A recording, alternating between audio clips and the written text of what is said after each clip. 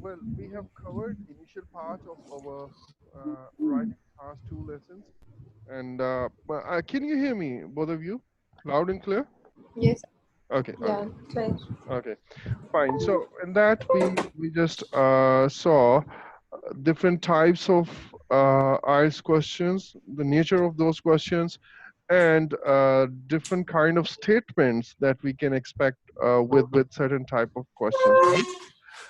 Today, I'm going to Exactly. start the planning part, and this is the most crucial part. As I've told you, I told you that day that many of the students they just right away start writing, and that is really a bad practice because without proper planning, your essay will not be very much, you can say, very much organized, and you will it will lag actually coherence and cohesion. Okay, these are three steps which are written in front of you, and these are three very simple steps which you may not understand right now, but towards the end of our lecture you will have a great understanding, a complete understanding of these 3 points. So the first point is make pockets according to the type of question. Now, what are pockets? Why I've called them pockets, I'll tell you in a while. Then after that, okay, let me like if there is a question, and it is about advantages and disadvantages. So what do? You just write something like intro. Okay, that is your first pocket. Then you will write advantages, that is your second pocket. Maybe disadvantages, that is your third pocket. And conclusion, that is your fourth pocket. So now you have made these 4 pockets maybe on the back of your writing answer sheet. And then you start noting down points. You start thinking about that topic. And if a disadvantage come into your mind, you just write a note or a point for that here. If some advantage comes into your mind, just note it here. Then maybe an example may come into your mind about a disadvantage, then you can write it here. So whatever comes to your mind, either advantage or disadvantage, just write it here in the related pocket. Is that clear? Sure. Clear. Okay. Once you're done with that, maybe after spending 4 to 5 minutes on that, you may now very easily think about what conclusion or what opinion to take. As I've told you in the last lecture, that don't just directly go with your general life opinion, because on the exam day it is quite possible that you may get stronger points or against your general life opinion. So don't waste those points. Okay, just note down these points and then analyze which of these 3 points or 4 points or 6 points or 7 points, which view is the stronger view, and then take that view in the conclusion paragraph. Is that clear? Yes, sir. Okay. So now we will apply this formula on maybe one or two practice tests today. Okay. Okay, sir. Right. People in developed countries have the tendency to buy. Okay. First, please read this topic yourself so that you can have a better understanding of it. And please let me know once you're done.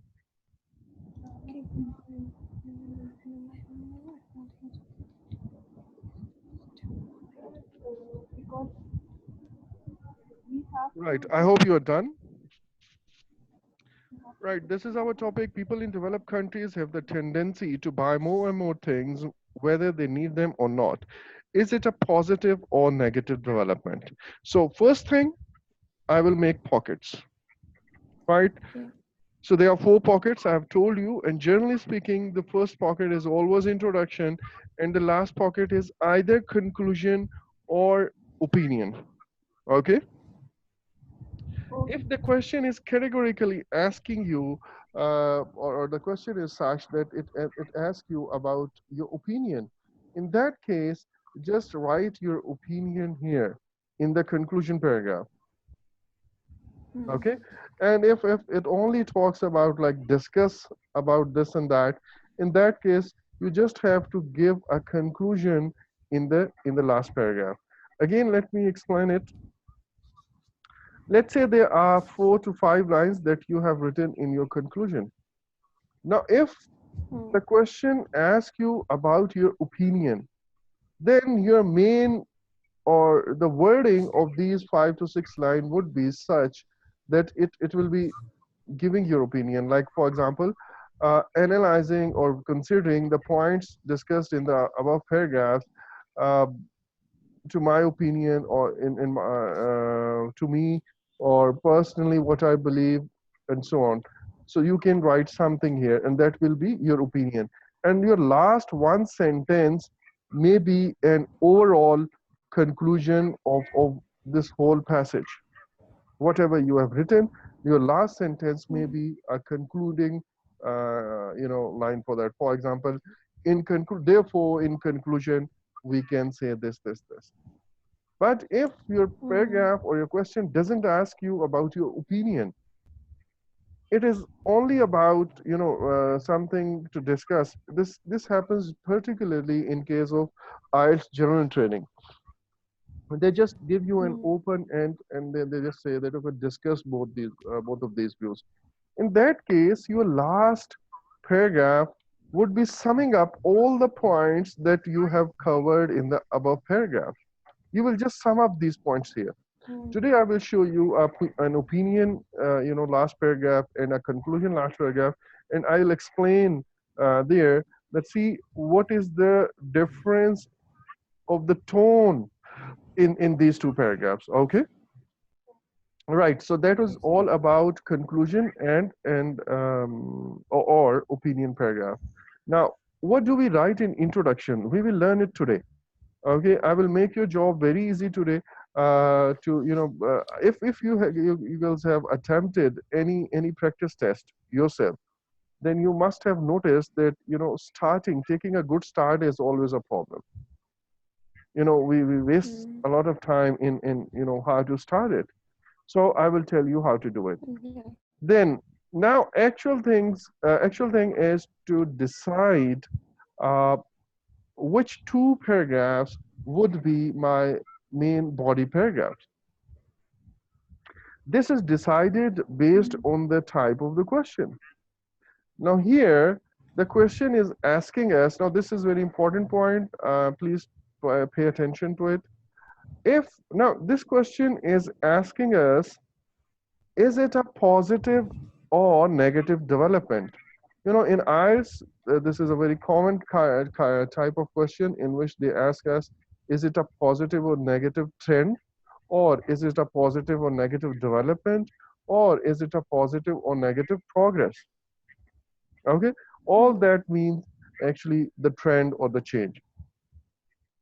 Now, on what basis you are going to decide that is it positive thing or is it negative thing?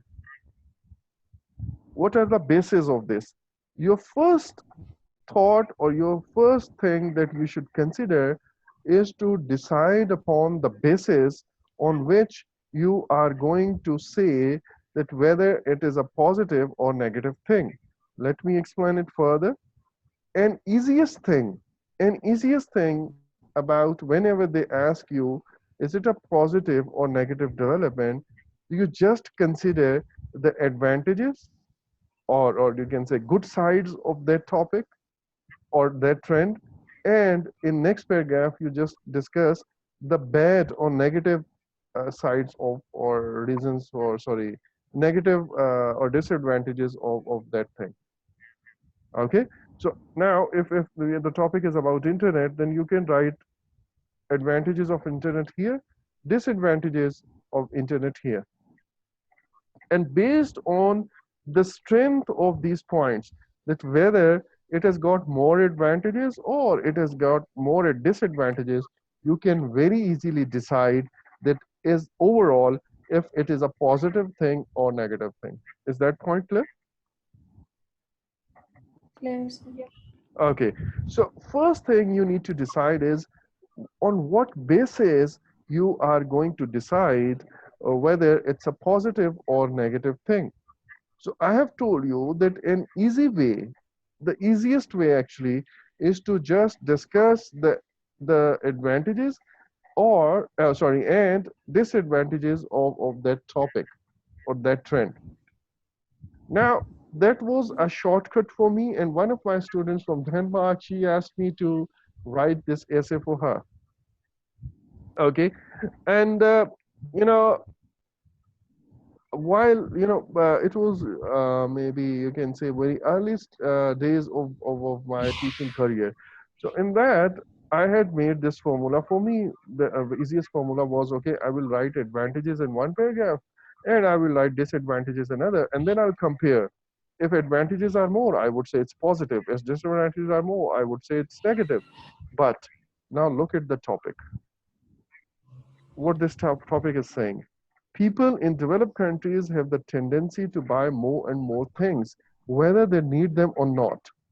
Now, because of our, you can say, cultural or religious background, I couldn't think of any advantage of this overspending, as we call overspending here in with us as fuzul kharchi, right?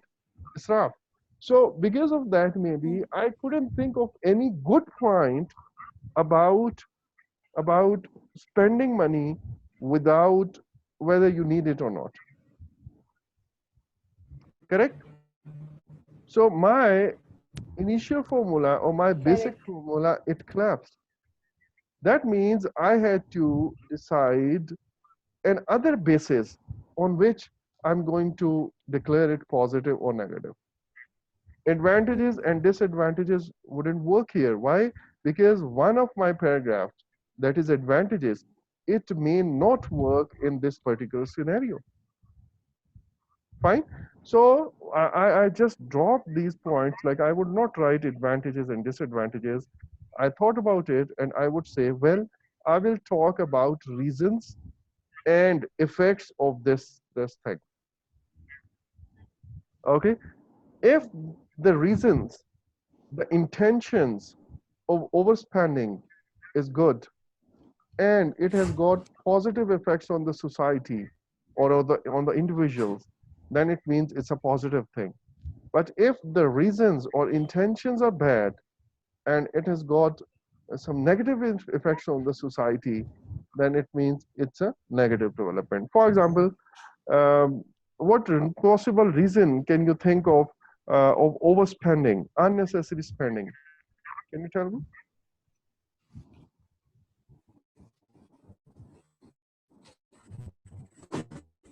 any reason? Sorry, Can you repeat, sir? Repeat? I can't hear you, Halima, properly. Can you use some headphones if possible? If not, obviously, then we can continue. Uh, okay, let me show you some of the reasons. False feeling of happiness and security. I have called it as a misconception. Like some people, they just feel happy if their closet or their wardrobe or their cupboard is filled with new clothes and shoes, whether they need them or not. They just feel happy by owning things in excess, isn't it? Mm. Okay. Then, and you must have seen many people, many, husbands fighting with their women for this reason that we don't need it, just throw it away. But, you know, people keep things, right? So then, I'm not again gender biased, please don't take it wrong. Now, next is susceptibility or vulnerability of people to the advertisement. You know, marketing companies, they just target wealthy people or people who can pay money. Okay, so they are very attractive or lucrative targets of marketing companies. So what they do, they just say iPhone, iPhone, iPhone, iPhone. Okay, what is an iPhone? Is there anything special? Okay, well, it is now some days back, there was WhatsApp message about iPhone like that. Okay, what is special in that? It takes very good pictures. That's it. So what's there in new model? Any changes? No, it's actually iPhone. No, what is different in it? Because it's iPhone. You see. So Mm. there was nothing in that. So they just target you, or they just target the wealthier societies, and you just buy it for no reason. Similarly, if you have been to any of shopping malls, or big grocery stores, in that you must have seen like big things. They just put some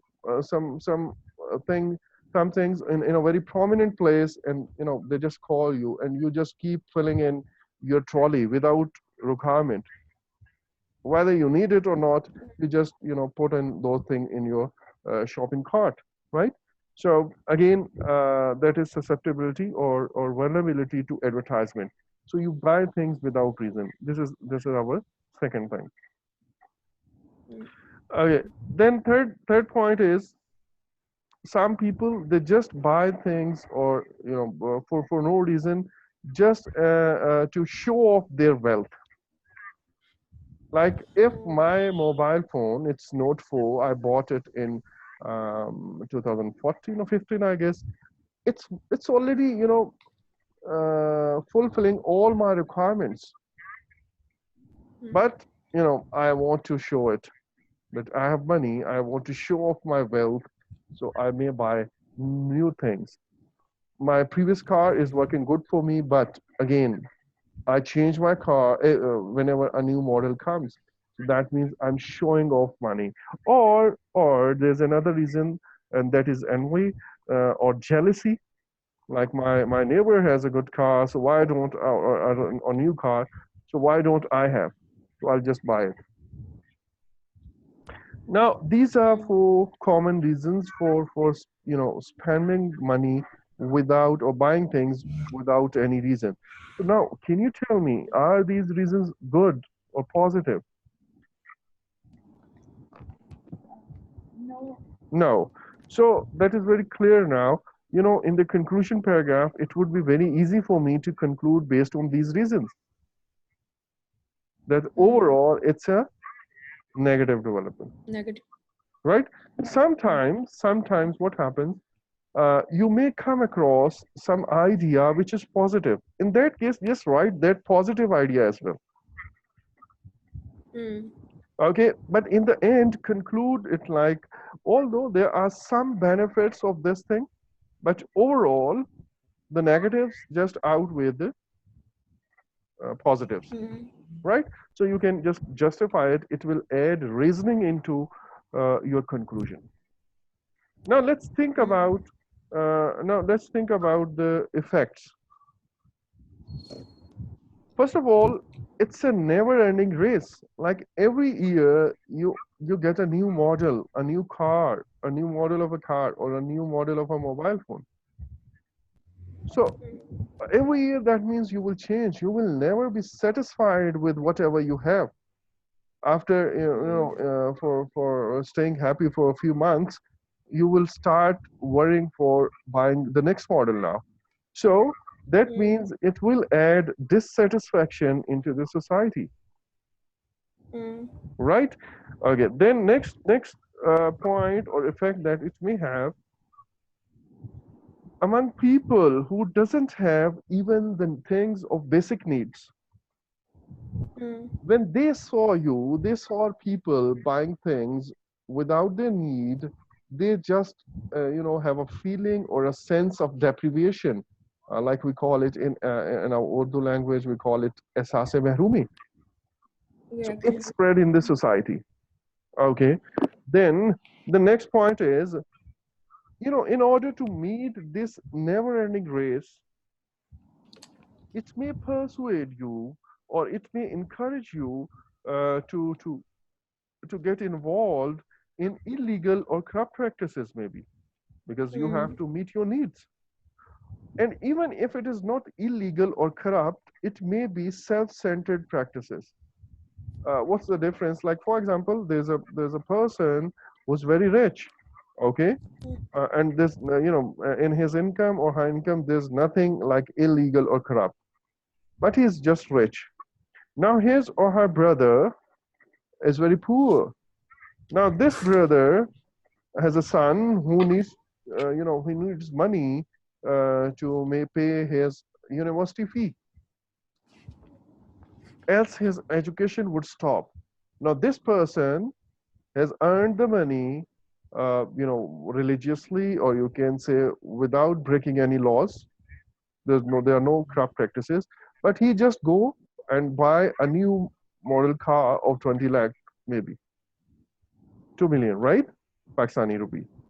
So in that case, you see, he is not actually being involved in illegal or corrupt practices, but he is getting a selfish approach. He is not helping his brother to, in continuity of his son's education, but he's buying a new car. Okay, so that is a self-centered or selfish practice, right? So now overall, what do you think? Now things are very easy for us. It's Yes, overall, you can exactly. conclude that it's a negative development. That's why I say, if you spend some time on planning, your essay would be very coherent. There will be a logical flow in that. You may spend some 5 to 6 or 7 minutes in that, but now keeping these points in mind, or these points would be written in front of you maybe, and you can start writing essay, and that will not take much time then. Now for those who are new, for them, let me explain where to write these points. In IELTS writing test, you are given two sheets. Okay, in IELTS writing test, you are given two answer sheets. One answer sheet that is a single page for writing task one, and one answer sheet for writing task two. Okay, you have got an option to write your essay either in pencil or using ball pen, right, or pen. But I generally recommend to write in pencil. Why? Because in pen there may be a lot of overwriting or cutting. Okay, and if you are using a pencil, you can just erase some unnecessary cutting and unnecessary overwriting, and your essay would look pretty good. Okay, so I generally recommend to write in pencil. So on the top of the answer sheet there would be something, your name, number, and blah blah, and here there will be a small bar of two different colors. Okay, one bar would be for writing task one, maybe dark brown color, and one bar would be black in color, and that would be maybe for writing task two. On the back of this writing answer sheet, you can make some points. Like if you are attempting writing task two, you can note down some points in pencil on the back of writing answer sheet for writing task one.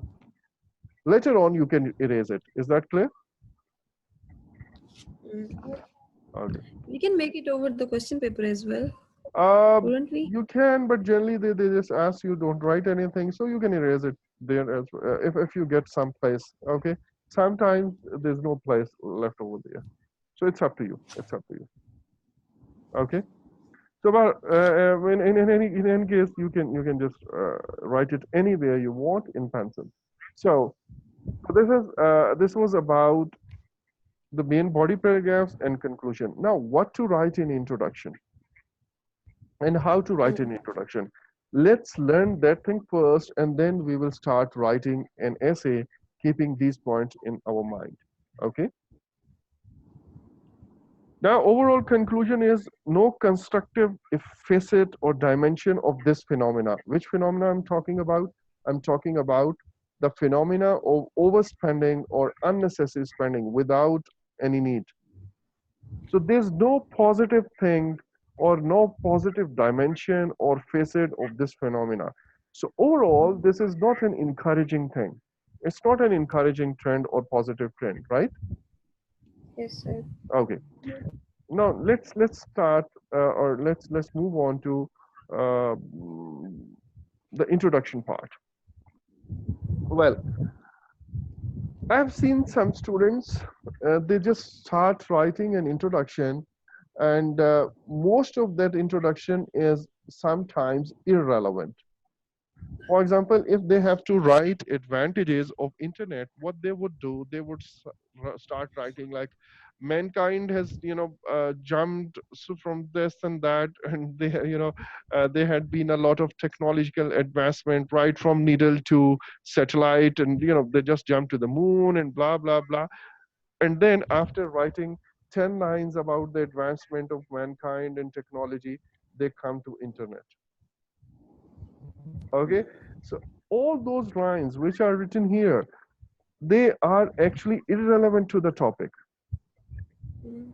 Just one liner background sentence may be enough, but writing three four sentences uh, about moon and rocket and other advancement is obviously not at all relevant to the topic.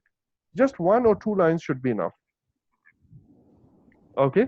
So that is one problem that I have observed. Second problem that you might have faced is how to start writing. The first sentence is always crucial. What to write in that? We get stuck. I've seen people what they do. They write and they then cut.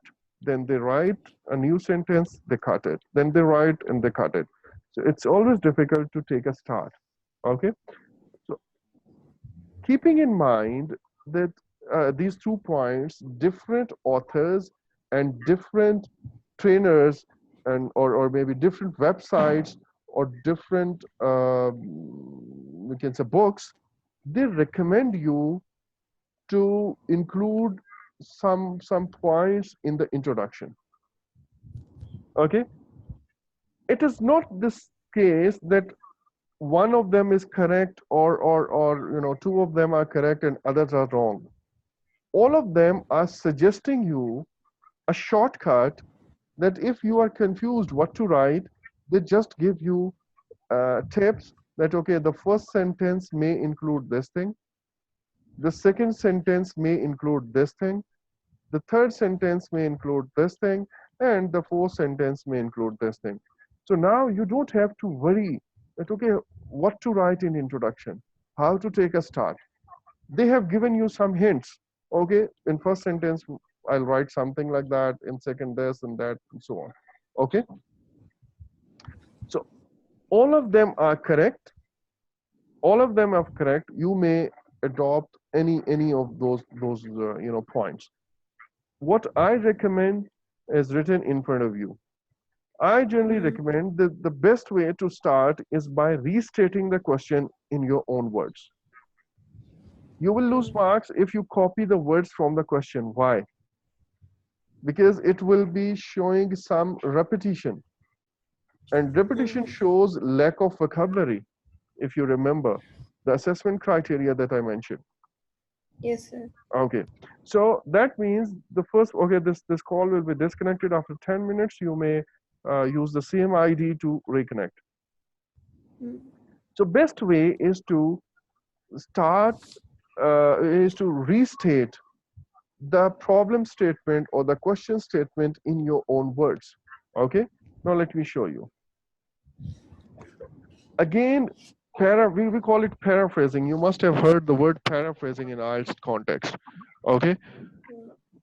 paraphrasing means writing something in your own words. Okay, now if you see, um, again there's a problem in taking a start, because different people may paraphrase or may like to paraphrase in different way. For example, someone may think that, okay, my first sentence should be such that examiner after reading should jump out of his window. Maybe it should be so appealing. Okay, it should be so correct and perfect that he should just stop reading everything there and just give him a 9 band, right? in the first line. Okay, that is a bad approach actually, because in that I've seen people spending a lot of time, and what happens that they spend about maybe 5 to 6 or 7 minutes in first two sentences. That is just a wastage of time, and because of that they compromise the quality of the remaining passage or remaining essay. Don't do that. An easiest way, I'm going to tell you a childish way, in fact. I'm going to tell you a childish way of paraphrasing. Just take a start using that paraphrased form. And then later on, if you have some time, you can come back and you can improve your first two sentences. Okay? But All right. But to take a start without wasting time, you may use this childish form of paraphrasing, or writing the question statement in your own words. For example, the question was, people in developed countries have the tendency to buy more and more things, whether they need them or not. So I just added one thing here, and that addition is, it is believed that. Okay, this is just an addition. It is believed that. After that, whatever I have written is just using synonyms of every word. Okay, like in developed countries, I've said in advanced countries. Here, I could have said in advanced, among advanced nations or states, right?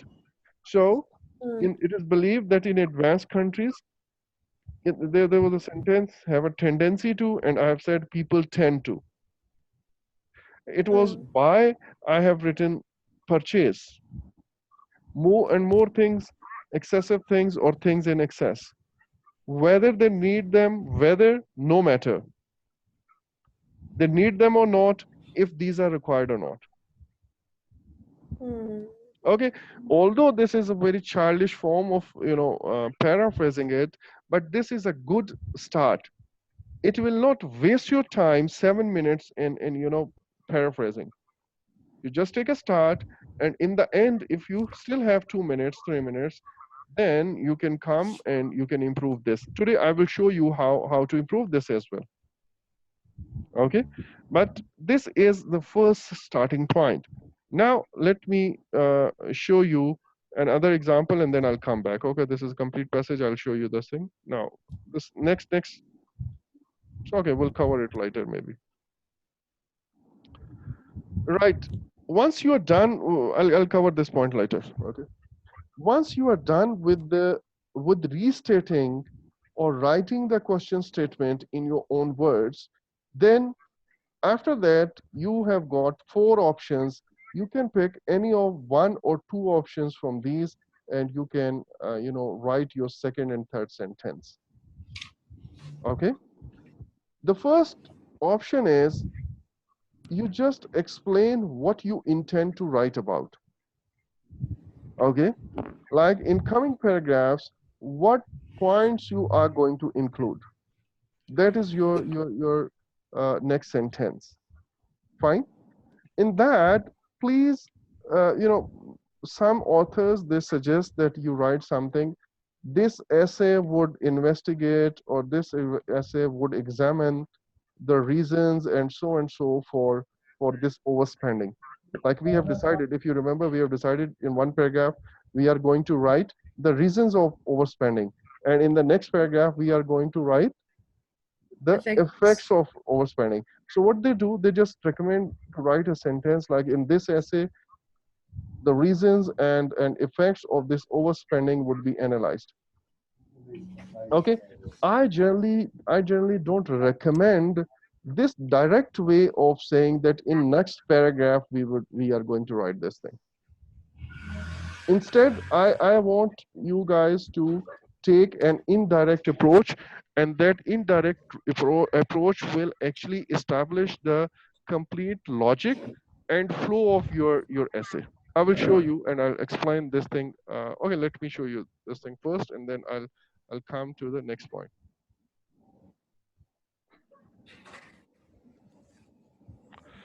Okay, now if you read the next sentence here, no matter if these are required or not, from here, can you see this from this point, in order to?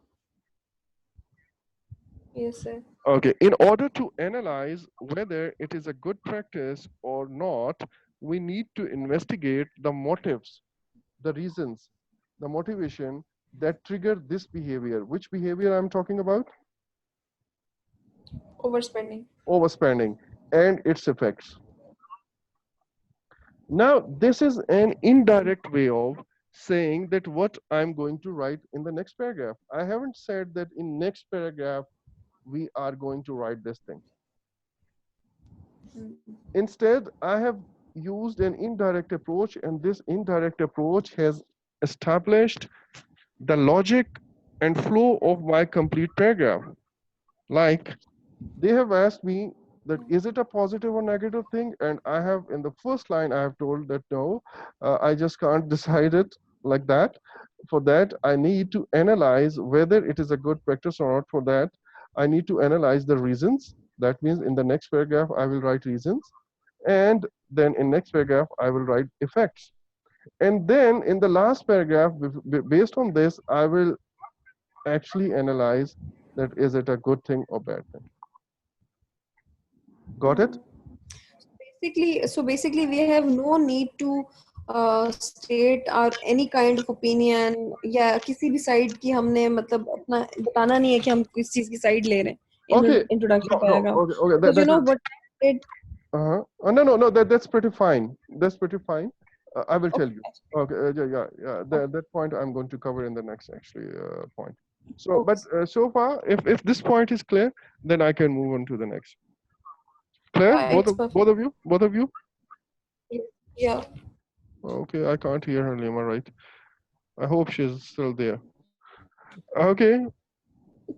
Next option or point that you can introduce is give a brief reaction to the question, and this is exactly the same thing that you are asking, Rida. You can Okay, give sir. a one-liner opinion right in the first line. I mean, this will not be Oh, your first line now. In the first sentence would be second. second or third maybe. I have told Example. you that you can use a combination of these points. Either you can only write or give a brief reaction to the question. That means one-liner opinion, or you can only write this thing, what you are going to write about, or a combination of these two. Okay, you Hmm. can write both of these things. So it depends whether it would be your third or maybe second sentence, but this should actually be sufficient for for your introduction paragraph. All right. Okay, now the other two options which are written here in number 3 and number 4, I cover these things in my detailed course, but even then I recommend that if you are not comfortable using number 3 and number 4, option number 3 and 4, just don't do it. Okay, because they are not very Hmm. simple to write. They're not very simple to write. So Hmm. right now I'm not covering these 2 points. So we can sum up our discussion of introduction paragraph, and like in the first sentence we have to restate the question.